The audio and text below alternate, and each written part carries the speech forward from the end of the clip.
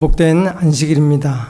우리 대자연이 지금 가장 아름다운 옷으로 갈아입고 있습니다. 우리의 삶에도 하나님께서 우리의 삶을 아름답게 만들어 주시기를 이 시간에 간절히 간구합니다.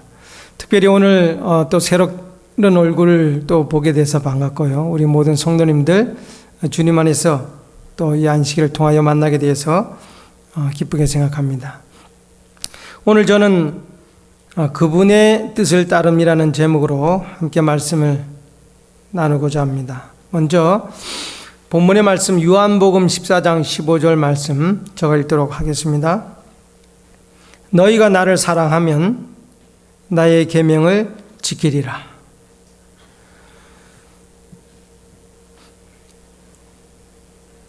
이 말씀은 나를 사랑하면 그 자연스러운 결과로 나의 계명을 지키게 된다는 말입니다.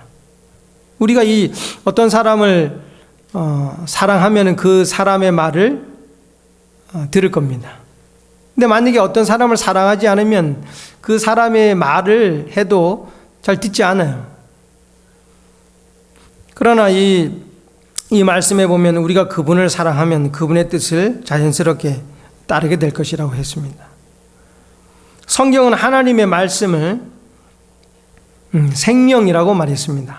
신명기 32장 46절에서 47절의 말씀에 보면 그들에게 이르되 내가 오늘날 너희에게 증거한 모든 말을 너희 마음에 두고 너희 자녀에게 명하여 이 율법의 모든 말씀을 지켜 행하게 하라.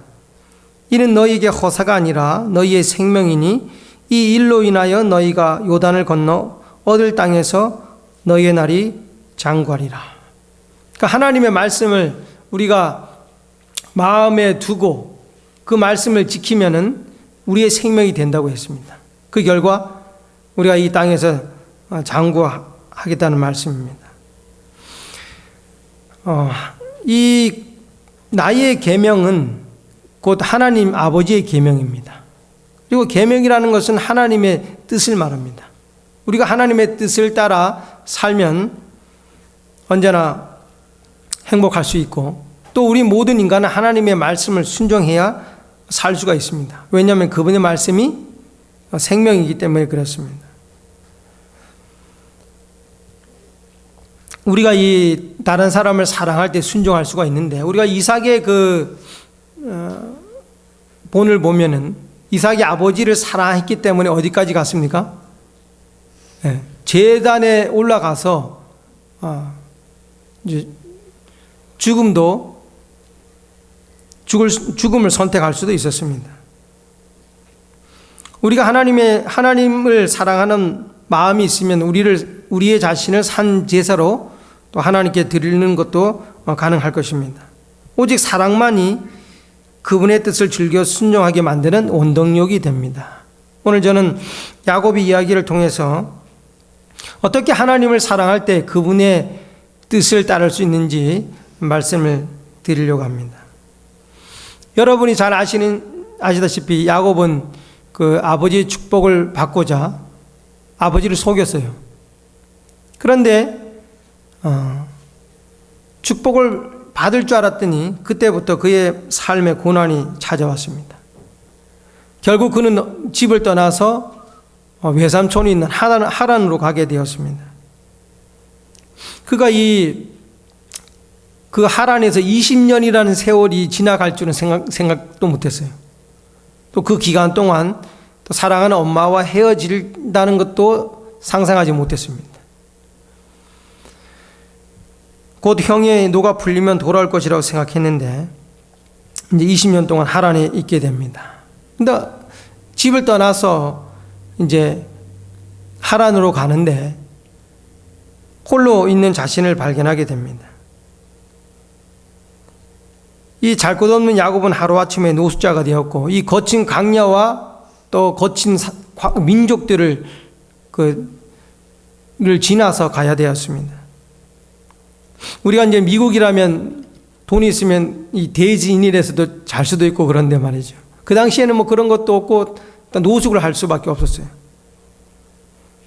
이 광야에 널려 있는 돌이 많이 있기 때문에 그 중에서 돌베개 할 만한 것들을 얻어가지고 이제 누웠어요. 누웠더니 밤에 하늘이 보이는 겁니다. 밤에 별이 보이는 겁니다. 근데 이 야곱은 이 아브라함과 이삭을 통해서 내 민족이 하늘의 별처럼 많아지겠다고 하는 이야기를 많이 들었을 겁니다. 근데 그날따라 그 별이 별 의미가 없게 느껴지는 겁니다.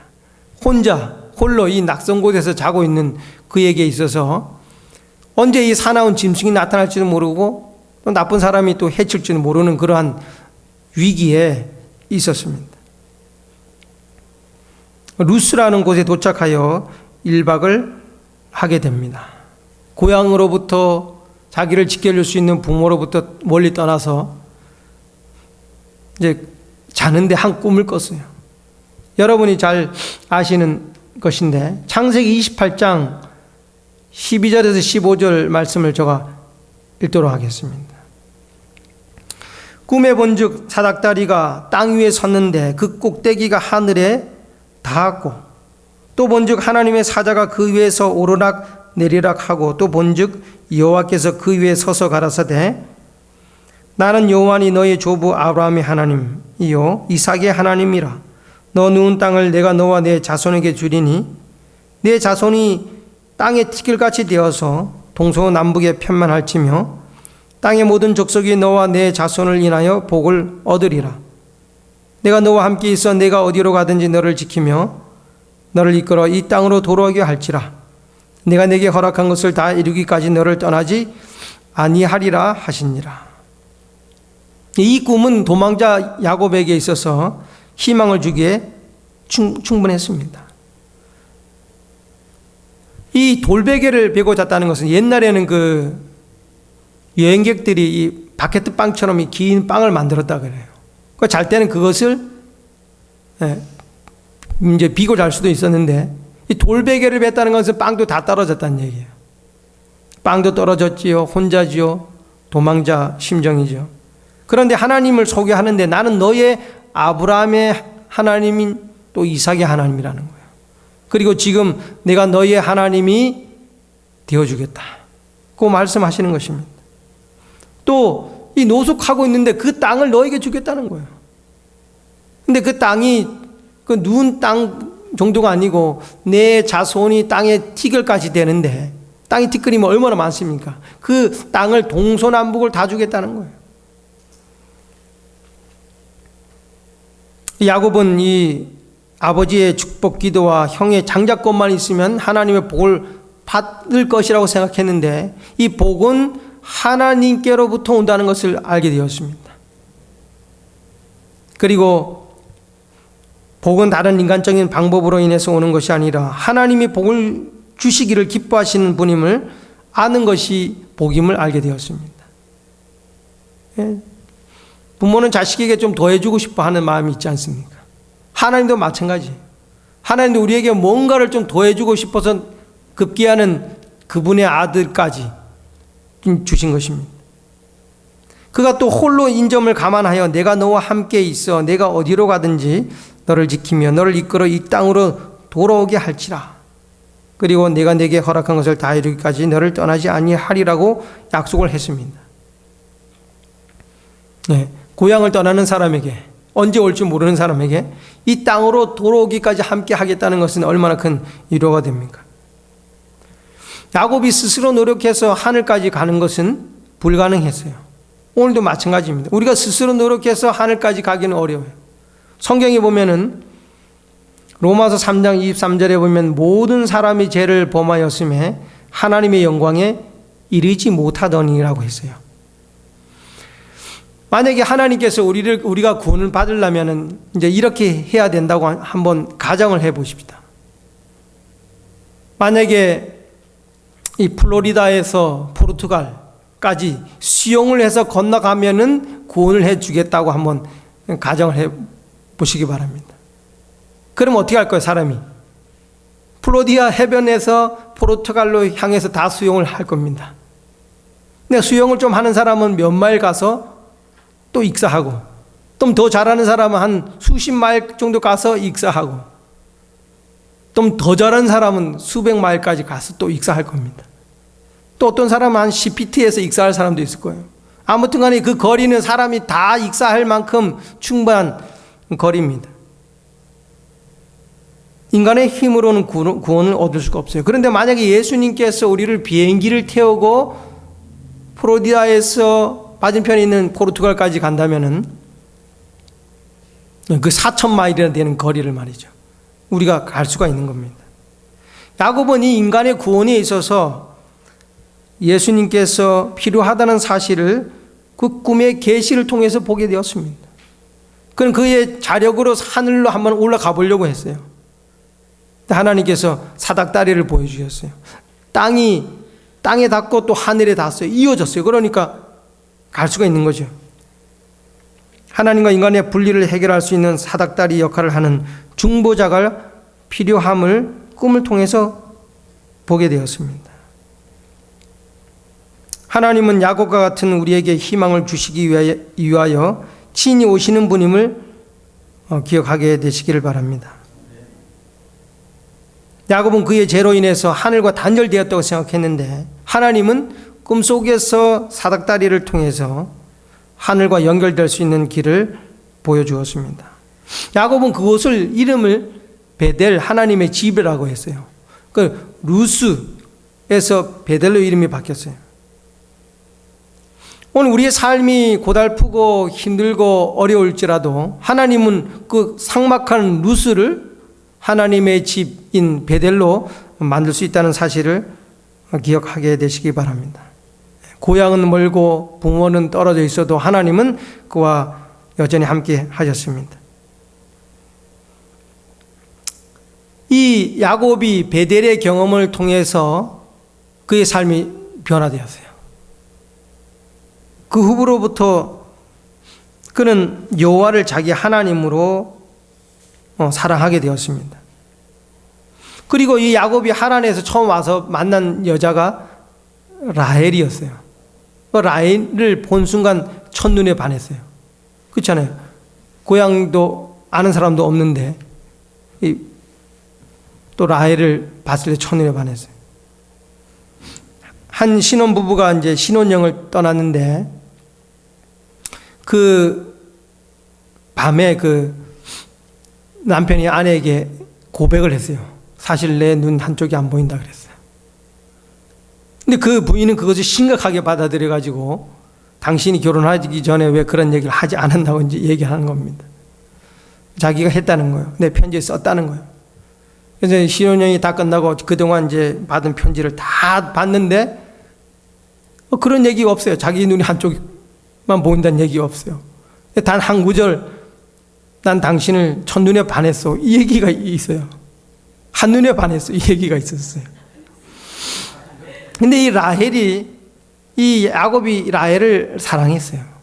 하나님이 야곱을 사랑해 결과 야곱이 누구를 사랑해요? 라헬을 사랑했는데 어느 정도 사랑했냐면 그 당시에는 그 이제 약혼하기 위해서는 좀 신부에게 돈을 좀 지불해야 되는데 돈 이런 한 푼이 없어요. 그래서 내가 7년 동안 일을 하겠다. 그 계획을 맺었어요. 결혼했는데 밤에 자고 일어나 보니까 레아가 자기 부인이 된 거예요.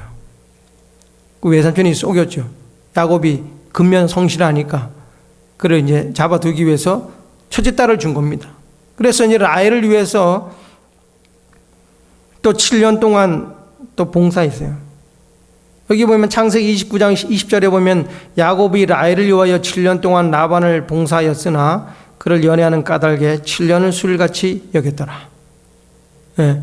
참 이 라헬은 행복한 여자예요. 왜냐하면 이 남자가 말이죠. 그 여자 한 명을 얻기 위해서 7년 동안 자기의 육체적인 노동을 해서 이제 얻는 겁니다. 14년 동안 7년을 수일같이 고생을 낙으로 야곱은 산 겁니다. 왜냐하면 그 사랑 때문에 그랬습니다. 사랑만이 그 일을 할 수가 있어요. 아무리 장사라도 사랑이 없으면 14년 동안 육체적인 노동해서 요동하면 딸을 주겠다는 그것을 다 포기할 것입니다. 사랑만이 그 일을 가능케 합니다.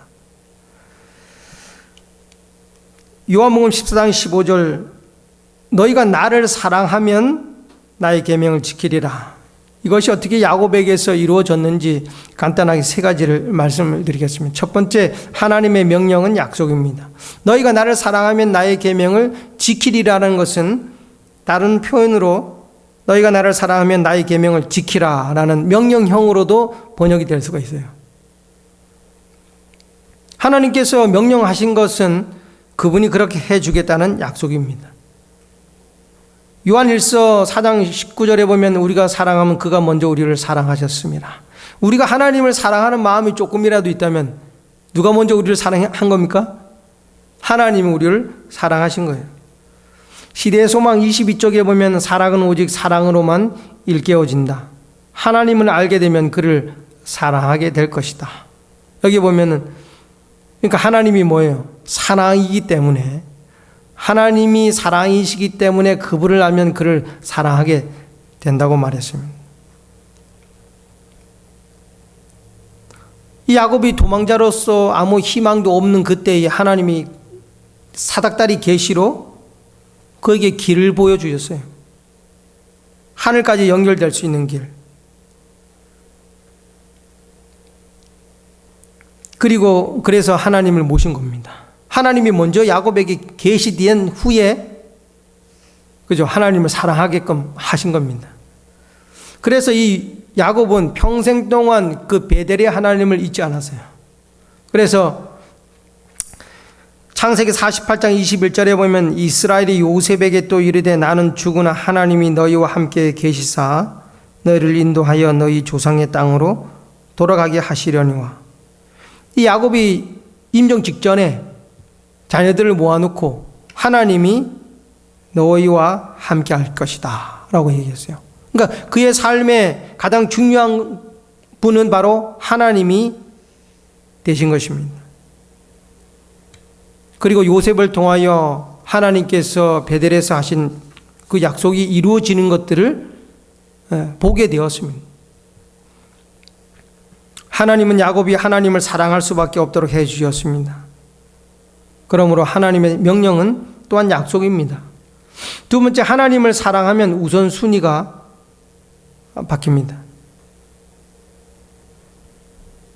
이 야곱이 자신의 계획대로 구원을 경험하고 축복을 경험하려고 했는데 그 모든 문제들이 다 꼬이게 되었습니다. 그리고 20년이라는 유랑 생활이 흘렀어요. 그리고 이제 집으로 돌아오는데 이 에서가 온다는 겁니다. 네. 형을 속였는데 형이 400명의 군사를 데리고 온다는 거예요. 옛날 같으면 야곱이 인간적인 방법을 다 했을 것입니다. 그런데 야곱이 형을 위무하는 그런 노력을 다 했지만 마지막으로 하나님께 무릎을 꿇었다는 겁니다. 하나님께 기도했어요. 그랬더니 이 야복강이라는 곳에서 기도를 했는데 이 천사가 나타났는데 야곱은 그를 원수라고 생각하고 둘이 씨름을 했습니다. 근데 날이 셀 때까지 씨름을 했어요. 그런데도 이 상대편이 꼼짝하지 않은 겁니다. 근데 날이 새려 할 때에 이 대퇴골을 이렇게 건드렸더니 그냥 야곱이 대퇴골이 위골이 됐어요. 더 이상 싸울 수가 없어요. 여기 이 그림에 보면 야곱이 이제 엎드려서 무릎을 꿇고 그에게 매달립니다. 당신이 내게 축복하지 아니하면 내가 보내주지 않겠다고. 야곱이 그분이 하나님이신 것을 알게 되었습니다. 그는 그의 삶의 가장 우선순위가 하나님이 되었습니다. 그가 비록 위골이 되어도 하나님을 잡고 놓지 않았어요. 그가 태어날 때 형의 발을 잡고 태어났지만은 이제는 하나님만을 붙잡고 그의 삶에 하나님이 가장 중요하신 분이 되었습니다. 우리가 하나님을 사랑하면 그분의 계명을 지키게 됩니다. 이 성경에 보면은 창세기 32장 31절에 보면 그가 분이엘을 지날 때 해가 돋았고 그 한도뼈로 인하여 절었더라. 그러니까 대퇴골이 넓적다리에 그 뼈가 위골이 됐기 때문에 뭐 걸을 수가 없어요. 절었어요. 근데 400명의 애굽에서의 부하들이 무장을 해서 옵니다. 이제는 절기 때문에 도망갈 수도 없어요. 그런데 야곱의 삶에 하나님이 첫째 자리가 되었더니 인간의 복잡한 문제가 해결되는 것입니다. 야곱을 죽이기로 했던 400명이 와가지고 말이죠. 죽이지 않고 어떻게 한다면 400명이 야곱의 일행을 보호하는 사람들이 되었어요. 성경은 에서와 야곱의 만남을 이렇게 묘사합니다. 33장 3절에 보면 야곱은 그들 앞에서 나아가되 몸을 7번 땅에 굽히며 그 형 에석에 가까이 하니 에서가 달려와서 그를 맞아서 안고 목을 어긋 맡기고 그와 입을 맞추고 피차오니라. 놀라운 일이 일어난 겁니다. 사람이 하나님을 첫째 자리로 여길 때에 인간의 모든 원수 관계도 해결이 되고 모든 문제가 해결되는 것을 보게 됩니다.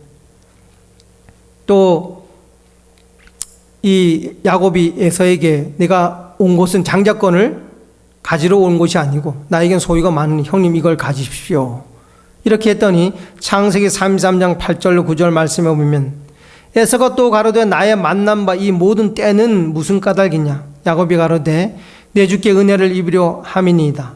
에서가 가로되 내 동생아 내게 있는 것이 족하니 내 소유는 내게 두라. 참 좋은 형이죠. 내 동생아 내 있는 것 됐으니 이거 너 가져라. 나도 충분하다. 네. 좋은 형이 하는 말이 아닙니까? 야곱이 하나님을 우선순위에 두자 형과의 원수지간인 관계가 의존 형제로 회복되었습니다. 성경은 너희가 나를 사랑하면 나의 계명을 지키겠다 했어요. 나의 계명은 10계명입니다. 10계명을 두 개로 요약하면 하나님 사랑, 이웃 사랑이에요. 야곱이 하나님을 사랑했더니 하나님을 사랑하고 또 이웃을 사랑하는 놀라운 역사가 생긴 것입니다. 야곱의 삶이 바로 이 사실을 증명하고 있습니다. 오늘 우리의 뜻을 주님께 드릴 때에 하나님은 이 명령을 약속으로 이루어 주실 것입니다. 오늘 여러분의 삶의 첫째 자리를 하나님께 드리시게 되기를 바랍니다.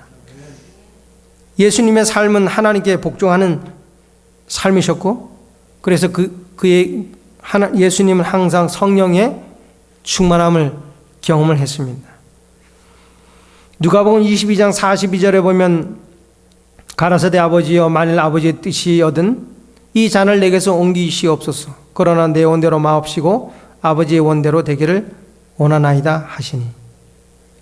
시편 40편 8절에 보면 나의 하나님이여 내가 주의 뜻 행하기를 즐겨오니 주의 법이 나의 심중에 있나이다 하였나이다. 그러니까 예수님의 삶은 아버지의 뜻을 이루는 것이었어요.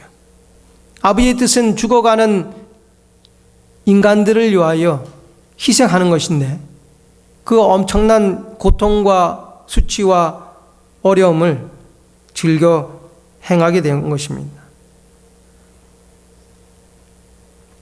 시대의 소망 189쪽에 보면은 우리는 하나님을 올바로 섬기기 위하여 성령으로 거듭나야만 한다. 이것은 마음을 정결하게 할 것이며 정신을 새롭게 하여 우리에게 하나님을 알고 사랑하는 새로운 능력을 줄 것이다. 이것은 우리로 하나님의 모든 요구에 즐거이 순종하게 만들 것이다. 이것이 곧 참된 경배이다. 우리가 하나님을 첫째 자리로 모실 때에 하나님께서 우리에게 성령을 주시고 우리가 주의 뜻 행하기를 즐거워하게 된다는 것입니다. 아무쪼록 여러분의 삶이 하나님을 사랑함으로 그분의 뜻을 따르는 행복하고 또 은혜 넘치는 그러한 삶이 되기를 바라며 말씀을 드리겠습니다.